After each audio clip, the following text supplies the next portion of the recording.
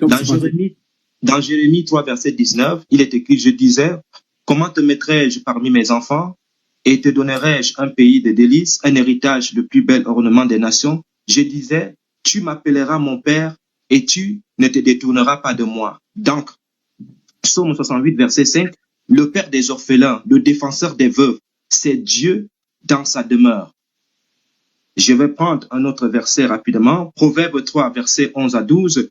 Mon fils, ne méprise pas la correction de l'Éternel, te châtierai, car l'Éternel châtie et aime comme un père aime l'enfant qu'il chérit. La question que je te pose, tu dis qu'effectivement, le Dieu, Mohamed, c'est un prophète selon la Bible. Est-ce que on appelle ça comment? Le Dieu de Mohamed appelle-t-il ses enfants pères? Et est-ce qu'il appelle ses enfants pères? Est-ce qu'il appelle ses enfants pères? Voilà, donc c'est ma question. Ok, je pense que le frère a écouté la question. Donc, il y a déjà Bénin, je mets le chrono à 0.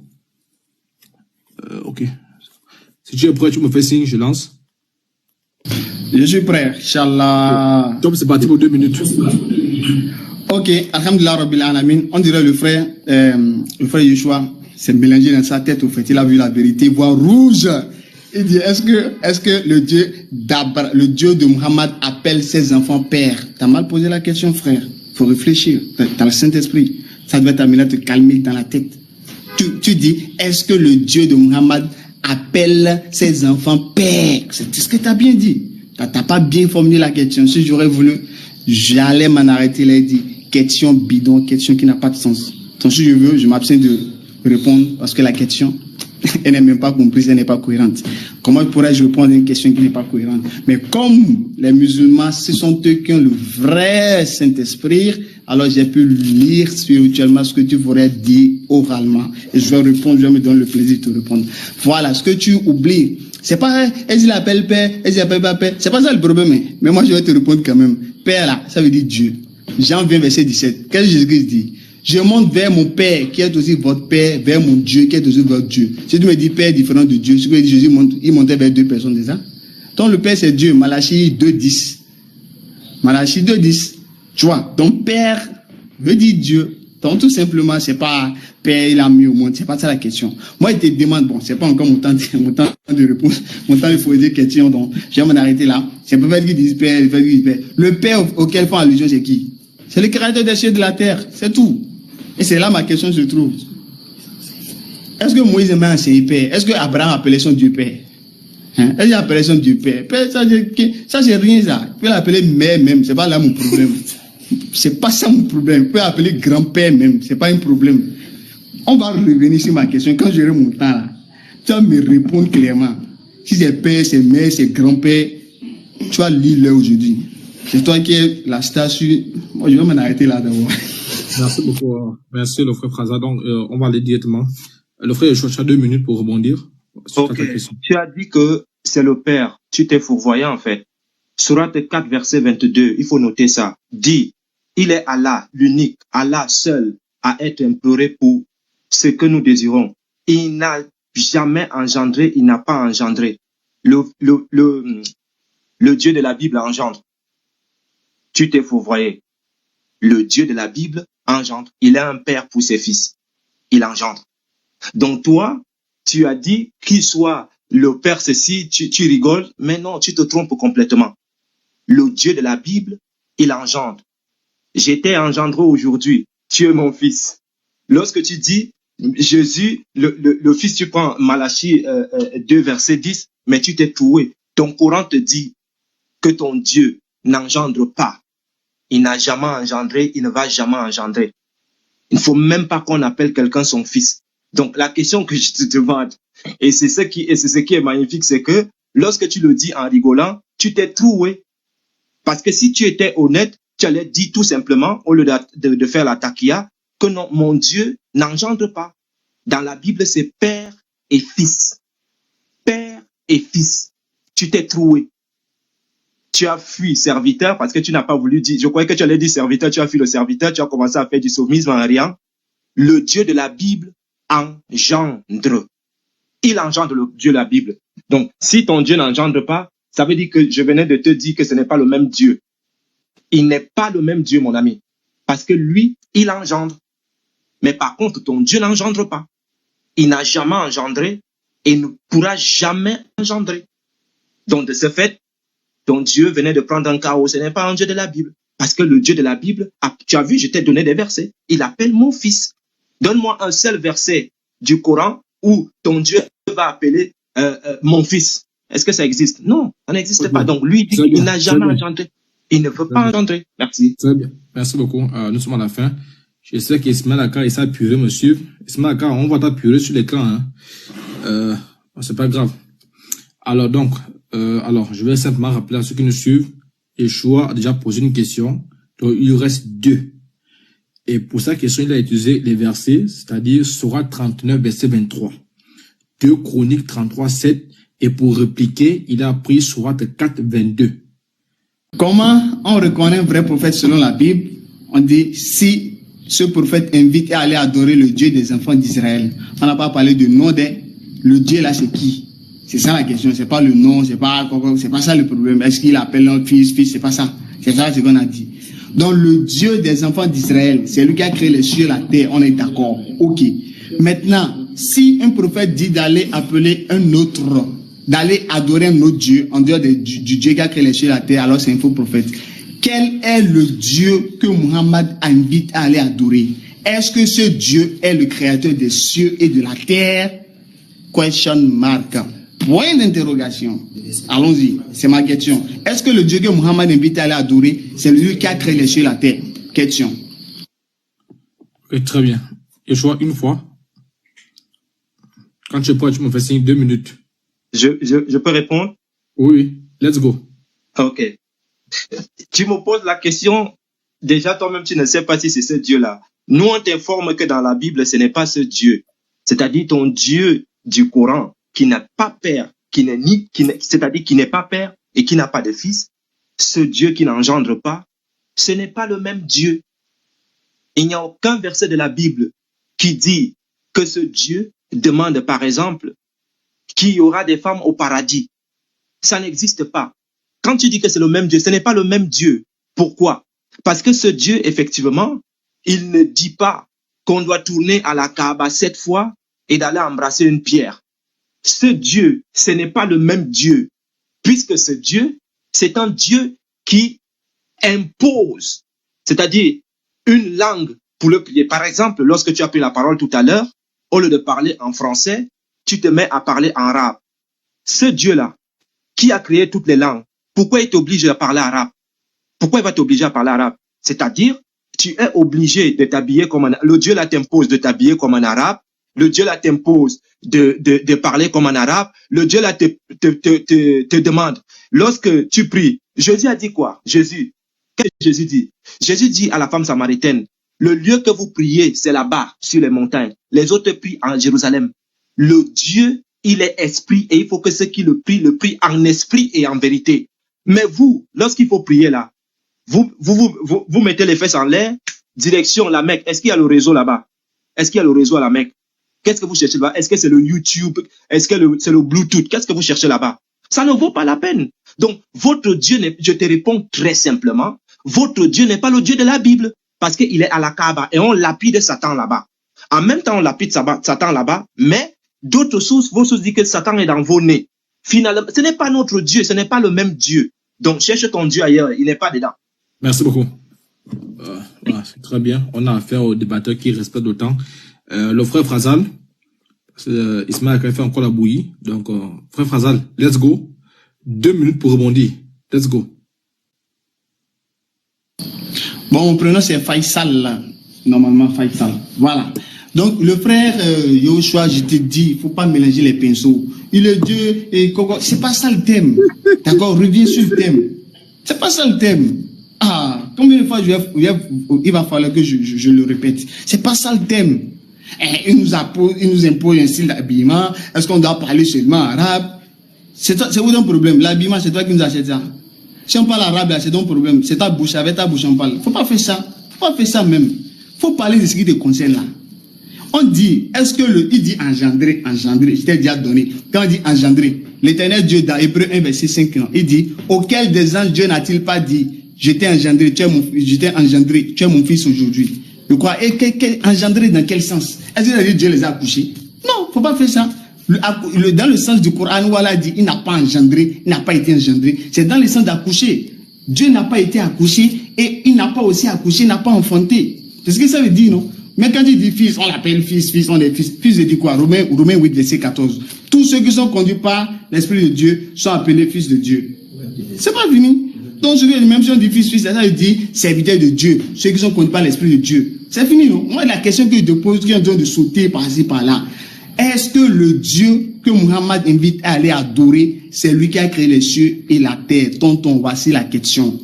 Tout ce qui va venir en dehors de ça, c'est non avenu. Et normalement, ton Dieu Jésus-Christ, c'est sûr que tu vas dire Jésus-Christ c'est Dieu parce que c'est un mélange. Donc, ton Dieu Jésus-Christ dit, même si, dans Luc 12, verset 12 de suite, si on vous pose une question et que vous n'avez même pas la réponse, l'Esprit se chargera de vous dire ce qu'il faut dire au moment opportun. Donc, même si tu ne connaissais pas, l'Esprit doit t'enseigner ça. Est-ce que le Dieu que Muhammad invite à aller adorer, c'est lui qui a créé les cieux et la terre? Je vais répéter la question combien de fois ou bien dans quelle langue? Non, je vais peut-être te parler arabe. Peut-être en arabe tu vas comprendre parce que français tu ne comprends pas. Je m'en arrête là. Alhamdulillah. Il dit, est-ce que Muhammad est mort, la route coupée? Ramène-moi un texte du Coran qui dit que Muhammad est mort, la route coupée. Parce que je te dis, il faut lire le thème. On dirait que tu ne vois plus quoi. Tu vois rouge ou bien. Ça c'est Coran. Tu me demandes, c'est Coran ça. Faut pas faire ça. Mais tu ne sais plus lire quoi. On dit Coran, Bible, toi tu me dis, tu as dit Amen, Zad ou bien quoi. Je sais même pas ce qu'elle est. Ibn Qayyum, c'est Coran. Faut pas faire ça, mais tu ne l'es plus. Tu es mélangé à l'heure là, on dirait. Voilà. Et toi-même, quand je te dis, tu comprends pas français. Moi, je sais pas. Hein. Je sais pas, au fait. On dit quoi? Allah dit quoi? Surat 69, verset 40-41 par là. S'il avait forgé, mon frère, nous lui aurons. S'il avait forgé. S'il avait. Ou bien français là, c'est pas clair quoi. S'il avait forgé, monsieur, s'il avait forgé. On va faire étude de texte simple. Je te prends un exemple simple. Si tu dis à ton enfant, si tu avais redoublé ta classe, j'allais te punir. Quand tu lui disais, il a redoublé. S'il a redoublé, tu n'allais plus dire s'il avait. Tu allais dire, tu as déjà redoublé. Toi, s'il dit s'il avait, c'est parce qu'il ne l'a pas fait. Mais s'il avait menti, c'est qu'il n'a pas menti. Et toi, maintenant, tu nous ramènes pour dire, est-ce que la ouate est coupée, la ouate est fait quoi? C'est pas ça la question. C'est pas ça ce qu'il demande. Faut répondre à la question là. Le Dieu que les enfants d'Israël adoraient là, est-ce que c'est lui qui a créé les cieux et la terre? Faut dire oui ou non. On a fait, j'ai 10 fois maintenant, je pose la même question là. Tu es incapable de répondre. Après maintenant, c'est toi qui va dire, tu vas donner cours biblique, tout cours coranique. Ok, merci. Je m'en arrête là. Merci beaucoup. Yoshua, on va aller directement à rebondissement 2 minutes. Ok. Dans Deutéronome 18, verset 22, j'ai bien parlé et j'ai donné le verset. Je me suis appuyé dans les versets du Coran. On dit, le messager d'Allah se fit mettre une ventouse sur le dos à cause de l'agneau empoisonné qu'il avait consommé. On dit, le prophète survécut 3 ans de cet épisode jusqu'à ce qu'il commença à souffrir de la dernière maladie. Il confia, je continue à subir le mal de l'agneau que j'ai mangé à Kéba, si bien que je sens que mon aorte va se rompre. Le messager d'Allah mourit donc en martyr à cause de l'agneau. C'est ce que dit Moussa ibn Oussa. On dit ici, le prophète recourut à la ventouse dans les parties supérieures de son dos. C'est l'endroit le plus proche du cœur, j'ai bien parlé de la horte, permettant la pratique de hijab. Le poison sortit avec le sang, mais pas totalement, et il en subit une faible trace, car Allah voulait par cette mort-là, accorder au messager d'Allah tous les degrés de la vertu. Lorsque le Seigneur, dont Allah décida de l'honorer par le martyr, il fit paraître l'effet caché de ce poison afin d'accomplir un ordre déjà décrété qu'il allait mourir du poison. On comprit alors le secret contenu dans la parole du Très-Haut. Donc ici, on montre clairement, j'ai posé la question au monsieur, ton prophète est mort de quoi? Parce que les prophètes de la Bible, c'est bien écrit Deutéronome 18, lorsqu'il y aura un prophète qui fait ce genre de choses-là, il est mis KO. Donc là, je pense que tu es mis KO. Ton prophète est mort de poison. Ce sont vos textes. Vous fuyez vos textes maintenant. vos textes. Donc, ce n'est pas un prophète de la Bible. Parce que Paul, c'est-à-dire le serpent avait mordu Paul, mais Paul a guéri. Ézéchiel a enlevé le poison. Comment un prophète de Dieu peut-il mourir de poison? Ce sont vos textes, vous les sunnites. Donc, il ne faut pas fuir. Voilà. Donc, tu es parti à côté. Je t'ai mis un bon petit marteau. Il est mort de poison, il fallait le dire. Donc, ce n'est pas un prophète de la Bible. Ok. Ouais, je suis prêt, Inch'Allah. Ok. Votre deuxième question, vous êtes prêt? Le temps, c'est parti. Je suis prêt, Inch'Allah. Ok, je reviens encore. Est-ce que le Dieu qu'adoraient les enfants d'Israël, est-ce que c'est lui qui a créé les cieux et la terre? Voici ma question, je la répète 1001 fois. Est-ce que le Dieu qui a créé les cieux et la terre, c'est le Dieu qu'adoraient les enfants d'Israël? C'est tout ce que je veux savoir. Donc, si ce Dieu, le Dieu des enfants d'Israël, c'est lui qui a créé les cieux et la terre, alors Muhammad est un vrai prophète. Mais si le Dieu qu'adore les enfants d'Israël, c'est pas lui qui a créé les cieux et la terre, alors Muhammad est un faux prophète. Donc à lui de choisir l'option qui la semble la plus facile et qui pourra supporter. Donc, je réitère encore ma question. Est-ce que le Dieu des enfants d'Israël est le Dieu qui a créé les cieux et la terre? Question. Ok. Je bloque le chrono. Yeshua, suite à ta question là, tu avais répondu, non? Allô? Oui, tu avais répondu à ta question, non? Mais non, c'est lui qui doit poser la question. Il pose la question, ok. je réponds. Après, c'est lui qui répondit après. Ok, parce que j'ai essayé de lire les commentaires. Donc, si tu écoutes la question, est-ce que le Dieu d'Israël, là, voilà. Si tu es prêt, je lance tes 2 minutes. Oui, je suis prêt. Ok, let's go. Exode 24, verset 10. Le Dieu que les enfants d'Israël adorent. Ils virent le Dieu d'Israël sous ses pieds. C'était comme un ouvrage de saphir, transparent comme le ciel lui-même, dans sa pureté. Il n'étendit point sa main sur l'élite des enfants d'Israël. Ils virent Dieu et ils mangèrent et burent. C'est le Dieu, c'est Allah ici. Est-ce que c'est Allah? Parce que ça, c'est le Dieu que les enfants d'Israël adorent. Le Dieu là, c'est ça ici. Donc, si toi, lorsque tu vas prendre ton temps là,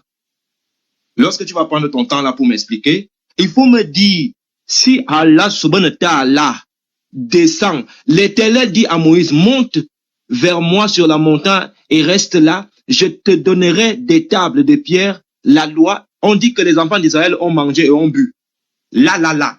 Lorsque tu vas prendre ta parole là, tu vas me dire, si c'est le même Dieu que Moïse monta avec Aaron, Nabab et Nabihu et les 70 anciens d'Israël, ils virent le Dieu d'Israël sous ses pieds. C'était comme un ouvrage de saphir, transparent comme le ciel lui-même dans sa pureté. Il n'étendit point sa main sur l'élite des enfants d'Israël. Ils virent Dieu et ils mangèrent et burent.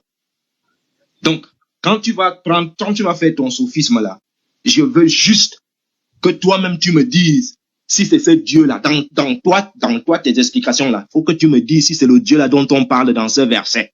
Si ce n'est pas le Dieu-là, que Mohamed quitte vite dans la Bible parce que ça ne le concerne pas. Je pense que c'est clair, c'est net et c'est bien précis. Les enfants d'Israël venaient de te montrer comment est-ce que leur Dieu se manifeste ici là. On dit qu'il est là. Donc ton Dieu-là, si tu tentes de dire qu'Allah descend, c'est là-bas qu'il va t'attraper. Ok, merci beaucoup. Alors, le frère Pazal, si vous êtes prêt, vous avez 2 minutes pour rebondir.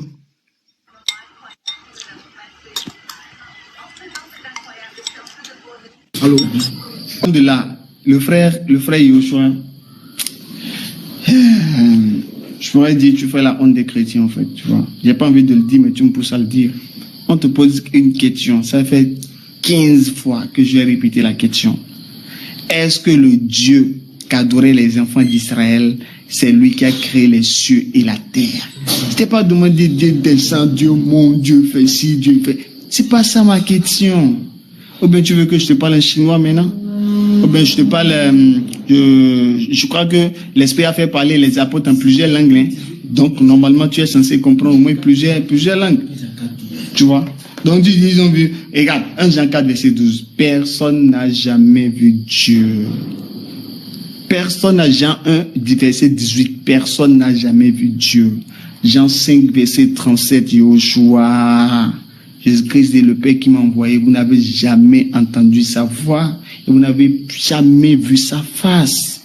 Donc, il ne faut pas faire ça. Je ne te demande pas Dieu est descendu, Dieu est monté. Ce n'est pas un jeu ici. Ici, nous ne sommes pas dans une bergerie ici. Et ici, ce n'est pas un supermarché où tu sélectionnes les articles, tu ne veux pas ça, tu laisses, tu prends ça. Non, je te pose une question, tu réponds. Est-ce que le Dieu qu'adoraient les enfants d'Israël, c'est lui qui a... Je ne t'ai pas demandé ça. Est-ce que le Dieu qu'adore les enfants d'Israël, c'est lui qui a créé les cieux et la terre? Et te dis, si tu dis oui, c'est lui qui a créé les cieux et la terre, alors Muhammad est un vrai prophète. Toi-même, tu es tout dedans. Vous êtes tous dans le même panier. Eux-mêmes sont mieux que toi-même. Donc, réponds à ma question. Est-ce que le Dieu qu'adorait les enfants d'Israël, c'est lui qui a créé les cieux et la terre? Je t'attends. Je t'attends. Je t'attends. Marhaban bikoum. Ok. Donc, ici, on voit clairement que j'ai posé une question qui est claire. Au frère, il a fui, il est entré dans la Bible. Je t'ai dit, dans le Coran, est-ce qu'il a fait des prophéties? Moi, je te donne des prophéties que ton Allah a données à Mohamed et ça ne s'est pas réalisé. C'est-à-dire, il a menti à Mohamed. Il dit, quand vous irez au combat, vous serez plus fort et il y aura tant de personnes. Et après, il coupe pour dire autre chose. Donc, on voit clairement que le gars, il s'est complètement troué. 20 secondes. Complètement troué. Donc, voilà, moi, je m'arrête là. Fini. Il y a quoi? Ok, très bien. Très bien. Ismaël, quand sois serein. Le frère du Bénin, si tu es prêt, je pense que si je regarde mon tableau de bord, c'est ta dernière question. Ismaël, pardon. Si tu veux, je peux aussi plaquer les images. Donc, sois serein. Nous sommes à la fin, pardon. Il est 24 heures ici. Donc, le frère... Prêt? Faisal, si tu es prêt, il lance. Il lance. Je suis prêt. Hein. Le frère Yoshua, tu fais la honte des chrétiens. Tu parles beaucoup, tu te la pètes, tu jacasses par-ci, par-là, parce que tu n'as pas de musulmans près devant toi, tu vois. Maintenant que tu te retrouves face à la DDR, tu es bloqué. Tu vois, tu es serré contre le mur. Tu ne vas plus jamais, même dans tes rêves, croire encore que Muhammad n'est pas le vrai prophète. À tous les musulmans qui nous suivent, si le frère Yoshua vous dit que Muhammad n'est pas le vrai prophète, il faut lui donner Deutéronome 13 ans. Le Dieu que Muhammad adore, est-ce que c'est lui qui a créé les cieux et la terre? Pour poser une question là. Il va faire 100 ans, il ne peut pas répondre. Il a oublié d'aller sauter ici. Dieu descend, il ne descend pas, s'il ne gendre pas. Et ça m'a été demandé. Tu parles de Zoroastrian. Zoroastrian qui a créé, Zoroastrian dit il a créé le ciel et la terre. Pourquoi toi tu ne crois pas en Zoroastrian? Pourquoi toi tu n'as pas cru que Zoroastrian c'est lui Dieu? Pourquoi toi tu n'as pas cru en Zoroastrian? Pourquoi tu n'as pas cru en Zoroastrian? Il a déjà tu veux et tu crois non seulement la Bible mais en d'autres livres. Quel livre a dit ça? Tu ne crois pas en ça parce qu'il a dit ça. Il faut dire que quel livre dit. Quel livre là, je dis qu'il a révélé. On n'est pas des choses sérieuses, tu nous amènes avec Zoroastrian. Moi, je te dis, Coran et Bible, on n'a pas parlé de Zoroastrian dedans. Il faut laisser Zoroastrian en paix. Il ne te connaît même pas. Je te dis maintenant, Allah a dit qu'il a créé les cieux et la terre. Surah 35, verset 1er. C'est Allah qui a créé les cieux et la terre. Maintenant, le Dieu que les enfants d'Israël adorent, est-ce que c'est lui qui a créé les cieux et la terre? Si c'est oui, Muhammad est vrai prophète. Parce qu'il invite à aller adorer celui qui a créé les cieux et la terre. Et c'est comme ça qu'on reconnaît un vrai prophète selon Deutéronome 13. Maintenant, si ce n'est pas lui qui a créé les cieux et la terre, là, je veux dire, les enfants d'Israël adorent le faux Dieu. Maintenant, réponds, est-ce que les enfants d'Israël, lui qui a créé les cieux et la terre? Frère, une fois. Merci beaucoup. Merci beaucoup. Merci beaucoup, frère Dédé du Bénin. Je suis prêt. Hein? Ok, 5 minutes. Hein. Ok. Donc, c'est parti. Ok. Alhamdulillah Rabbil Alamin. Wassalatu wassalam ala Rasulillah wa ba'd. Bon, je pense que les dés sont jetés. Hein. Les dés sont jetés. Le vin est tiré. Bon, heureusement que nous, on ne prend pas du vin, sinon on se serait servi. Voilà, donc tout le monde a vu aujourd'hui la star TikToker, le connaisseur du Coran, l'enseignant. Il a été enseigné là. L'enseignant a reçu une claque, je vais dire. Il a passé un mauvais sale cadeau. Je ne pense pas qu'il va oublier ça. Donc, faut plus jamais, même des tes rêves les plus fous, penser que Muhammad n'est pas un vrai prophète. Sinon, dès que tu penses à direct, net, tu t'excuses en te réveillant en même temps. Voilà, quand tu parles d'engendrer pas ci, engendrer pas ça, on t'a posé une question. Une question pendant près de 2 heures du temps. Tu as été dans l'incapacité la plus totale, la plus absolue, la plus convaincue de répondre une seule question. Est-ce que les enfants d'Israël, le Dieu qu'ils adorent, est celui qui a créé les cieux et la terre? Faut tenir, les musulmans, gardez ce verset-là et gardez cette question. Deutéronome 13, verset 1 à 6 par là. Si un musique Yoshua encore vous dit que Muhammad est un faux prophète, il ne faut même pas faire de débat. Même si tu ne connais rien là, il faut lui poser des questions là. Ça serait ça, c'est ça qu'on appelle ça bête noire. C'est une question bête noire. Il ne peut pas répondre à ça. Ça le chauffe comme ça. Il faut répondre à une question simple. Est-ce que les enfants d'Israël, le Dieu qu'ils adorent, c'est celui qui a créé les cieux et la terre? On a fait 20 minutes, 30 minutes, presque 2 heures de temps. Tu n'as pas pu répondre à ça? Non, ça c'est la honte. Donc, normalement, je ne vais même pas tirer long. Tu as parlé de Somme 2 et tu as parlé de engendrer. Est-ce qu'elle a engendré, frère? Il faut respirer. Tonton, respire. D'accord? Engendrer, qu'on dit là? Ça veut dire accoucher? Dans Somme 2, verset 7. Qu'est-ce que l'Éternel Dieu dit? J'ai publié le décret. L'Éternel m'a dit, tu es mon fils, je t'ai engendré aujourd'hui. L'Éternel a engendré qui ici? Il a engendré David. Donc, le papa de David, c'est Dieu, non? Donc, David n'a pas de père. Maintenant, le père de David, là, lui, c'est à quoi? Le père géniteur de David, lui, c'est à quoi si c'est Dieu qui l'a engendré? Tu vois? Donc, il faut laisser engendrer. Ça ne veut pas dire que c'est ci, c'est ça. C'est pas ça la question. Donc, et encore, dans Hébreu 1, verset 5, l'Éternel dit aux anges qu'il les a engendrés. Donc, les anges de père. Maintenant, c'est qui les mère? Donc, il faut laisser affaire de père, à ne point finir.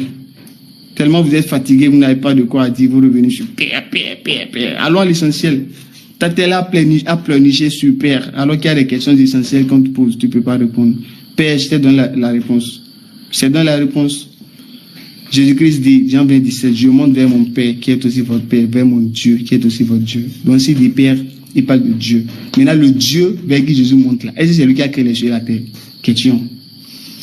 Est-ce que c'est lui qui a créé les cieux et la terre? Le Dieu vers lequel Jésus monte là, il monte vers le Père, c'est vrai, il monte vers Dieu, d'accord. Maintenant, ce Dieu, est-ce que c'est lui qui a créé les cieux et la terre? Il faut répondre à ça.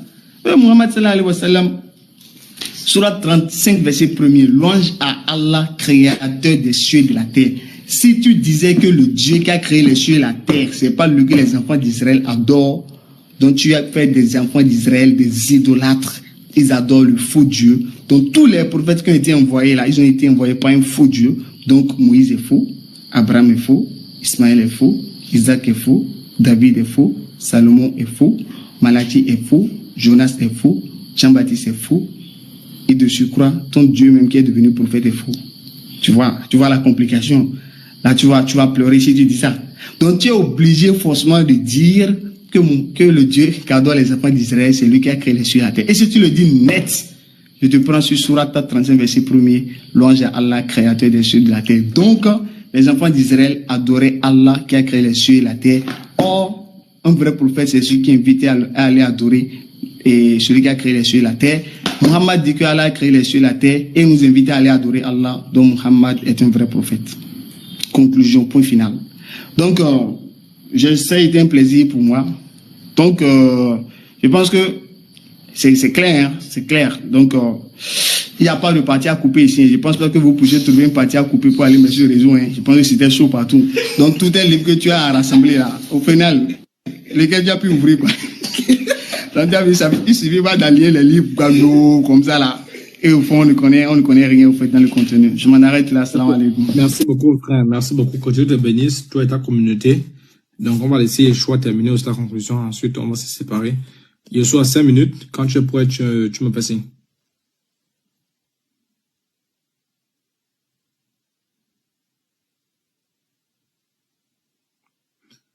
On t'entend pas, Yeshua. On t'entend pas. Là, c'est bon. Allô? Ok. Voilà. Allô, vous m'écoutez bien maintenant? Là, c'est bon, là, c'est bon. Ok, regarde Dédé Bena, le verset même que tu as donné, c'est ce verset qui te cloue que ton prophète, c'est un faux prophète. Je vais expliquer. S'il s'élève au milieu de toi un prophète ou un songeur qui t'annonce un signe ou un prodige et qu'il n'y ait pas accomplissement du signe ou du prodige dont il a parlé, comme je venais de le lire dans ton Coran, ça n'a pas été fait en disant, allons auprès d'autres dieux, des dieux que tu ne connais point et servons-les, tu n'écouteras pas les paroles de ce prophète ou de ce songeur, car c'est l'Éternel votre Dieu qui vous met à l'épreuve pour savoir si vous aimez l'Éternel votre Dieu de tout votre cœur et de toute votre âme. Ici, je vais lire juste là. Ce prophète ou ce songeur, comme Mohamed, sera puni de mort et la horte va être coupée. Pourquoi? Parce que dans le même livre que je vais lire, comme tu ne voulais pas que je lise les livres, je vais lire, j'ai encore un peu de temps, on dit quoi? On dit, puisque ton prophète est mort de poison, tu comprends? Voilà pourquoi le verset même que toi-même tu as donné, Deutéronome, c'est-à-dire tu as donné Deutéronome 13, c'est lui qui abat ton prophète. Donc même Deutéronome, on dit quoi? Selon une fois, le messager d'Allah se fit mettre des ventouses sur son dos à cause de l'agneau empoisonné qu'il avait consommé. Abu Hind, un client des Banu Uyada, des Nassar, lui fit une saignée en utilisant une corde de lame. Le prophète survécut 3 ans à cet épisode jusqu'à ce qu'il commença à souffrir de sa maladie. Il confia, je continue à subir le mal de l'agneau que j'ai mangé à Kaïba. Si bien que je sens que mon aorte va se rompre. Et ici, dans le verset même que tu as donné de Deutéronome, on dit que le prophète là sera puni de mort. Regarde comment ton prophète sera puni de mort. Le messager d'Allah mourut donc en martyr. Pourquoi? Parce que la horte a été coupée à cause du poison. Il n'est pas prophète dans la Bible. L'enchantement ne touchera pas Israël. C'est un faux prophète. C'est ce que dit Abin Moussa. On traite le poison en recouvrant l'évacuation et au remède. Je vais lire tout juste ici en bas. On dit ceci. Le prophète recourut à la ventouse. Il va se battre. Ventouse et rien. Dans la partie supérieure. Regarde ton verset que tu as donné. Deutéronome 13. On dit quoi? Ce prophète ou ce songeur sera puni de mort. Ton Dieu est puni de ton prophète est puni de quoi ici? De mort. Il est mort de poison. Regarde. Ici, là. On voit là. On dit, le prophète recourut aux ventouses dans la partie supérieure de son dos. C'est l'endroit le plus proche du cœur. N'oublie pas que la horte, c'est de l'autre côté là-bas. Permettant la pratique de la hijama. Le poison sortit avec le sang, mais pas totalement. Tu comprends? Le verset même que tu as donné montre que ton prophète est faux. Voilà. Le sang ne sortit pas totalement. Il en subsista une faible trace, car Allah, donc c'est Allah même qui le tue comme ça, hein. Allah voulait par ce signe-là de sa mort avec le poison, accorder au messager d'Allah tous les degrés de la vertu. Lorsque Allah décida de l'honorer par le martyr, un Dieu qui honore son prophète par le martyr avec la horte coupée. Ce n'est pas un Dieu de la Bible. Ça ne se passe pas comme ça. Ton prophète n'est pas le prophète de la Bible. Parce que le verset même, c'est pour cela, moi je t'attendais à la fin, j'attendais dans ta conclusion. Le prophète même que tu as dit, quand vous allez voir Yeshua, appeler Yeshua, donnez-lui Deutéronome 13. Deutéronome 13, 5, ce prophète ou ce songeur sera puni de mort.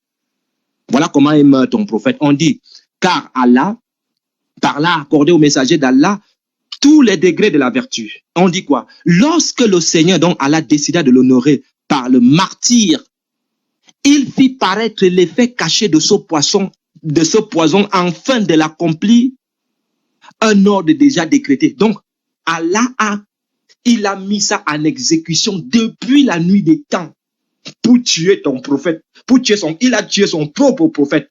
On dit, je vais relire cette petite partie-là tant que j'ai encore un peu de temps. Il fit paraître l'effet caché de ce poison afin d'accomplir un ordre déjà décrété. Il a décrété depuis qu'il allait tuer son propre prophète par le poison. C'est catastrophique. Et tu dis que quand vous voyez Yeshua, prenez Deutéronome 13, verset 5. Le Deutéronome 13, verset 5 t'enterre. Il dit que ton prophète est faux. Faux. Pourquoi? Parce qu'il est mort de poison. Tu as compris? Voilà le chaos. Et quand je t'ai donné ce chaos, ça a commencé à pleurer partout. Voilà ça. Merci beaucoup. Merci beaucoup, Yoshua. Alors, que Dieu vous bénisse abondamment. Donc, on va vite arrêter parce que je sais pas comment signaler déjà. Merci. On a dit qu'on n'ajoute plus rien. Donc, Au revoir. On peut se libérer. Merci à Ismaël Akar. Merci à Didier du Bénin. Que Dieu vous bénisse abondamment. Merci beaucoup, mon frère, comment il s'appelle, Faisal. Merci. T'es un champion. Ouais. Petit, t'es l'homme. Okay, voilà. Merci à tout ça. Pardon. Yeshua. Merci à tous et à toutes. Et on est ensemble, la famille. Merci beaucoup, Yoshua. Tu as fait la fierté. Tu as prouvé que le prophète est mort d'empoisonnement. Il a mangé le tilapia. Donc, à cause d'un poisson, il est mort. Donc, merci Yoshua. Que Dieu vous bénisse abondamment.